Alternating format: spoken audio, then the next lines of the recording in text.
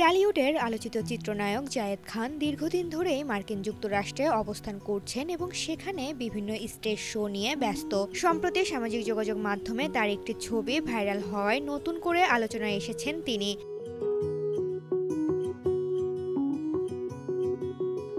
ছবিতে বরের পোশাকে জায়েদ খানের পাশে কনের সাজে এক নারীকে দেখা যায়, যার মুখ ছিল ঢাকা। এই ছবি ঘিরেই শুরু হয় গুঞ্জন, সত্যিই কি বিয়ে করলেন জায়েদ খান?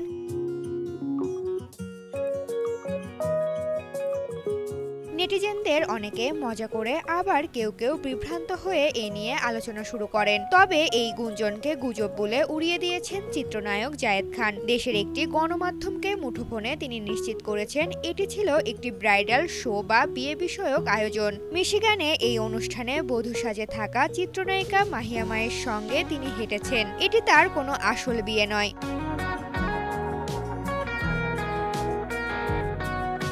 দীর্ঘদিন ধরে যুক্তরাষ্ট্রে থাকা অভিনেত্রী মাহিও এই আয়োজনে অংশ নেন। দুই তারকার বড় কনের সাজে ছবি ভুলবার্তা দেয়ায় এমন বিভ্রান্তির সৃষ্টি হয়।